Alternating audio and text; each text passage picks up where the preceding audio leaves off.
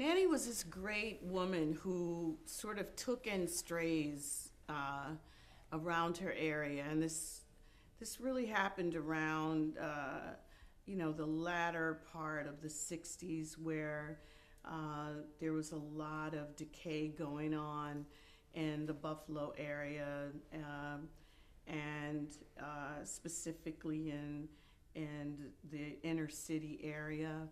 And she was a great woman, as Reuben tells her story, who really looked out for people and didn't really look for anything back but a little respect. And it was a great opportunity for me.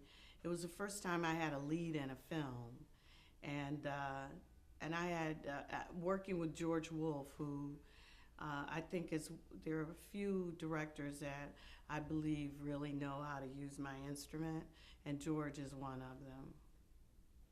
And did you do a lot of research to figure out what you wanted to bring to her? I don't know that I did research because I grew up around women like that. Uh, Aunts who and cousins who had rooms in their homes and they opened their doors to other people, and there were house rules, and then they had to come in. She would cook all the meals, and my mom even would bring people to the house. It was just something you did at that time. There was a time when these inner city neighborhoods, the folks really took care of each other, and a lot of that, has gone by the wayside now. That's funny, because the next thing I was going to ask you is if you felt that the movie accurately portrayed that, I think it was said late '60s black community, but you were saying that people really did look for each Yeah, other they that way. really did look. I mean, the thing about integration is that it broke up black communities. Um, that what was in effect prior to integration was that you had these. It's like the neighborhoods I lived in. We lived with everyone: the teachers, the merchants, the doctors, lawyers.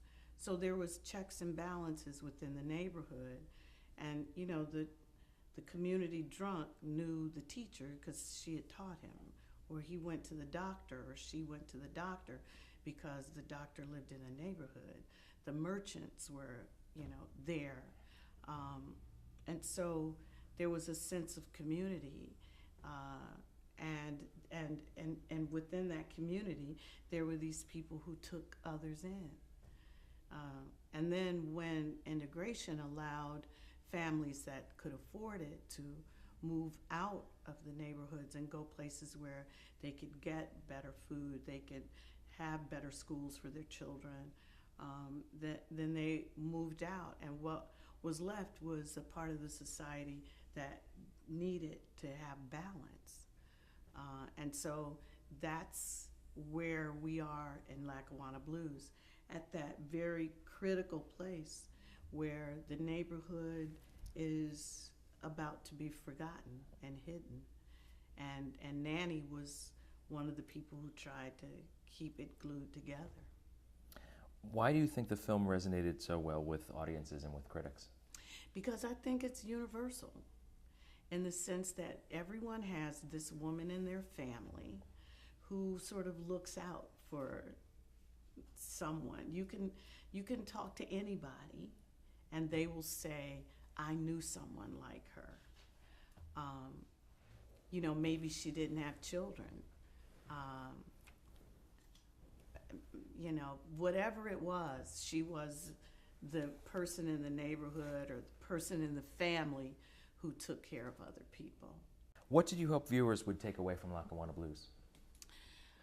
Well, just a sense of that period. I think that there were people who struggled to keep a sense of family, and not and like I said, just a sense of the period. It was a very different time than where there was mutual concern within neighborhoods, and I think that's universal. I think that's changed all over, not just in black communities. We live in a different time. And I would hope that when people see the movie, that they leave with this sense of that there's hope, because this young man was able to be connected to someone who told him that the world can be different.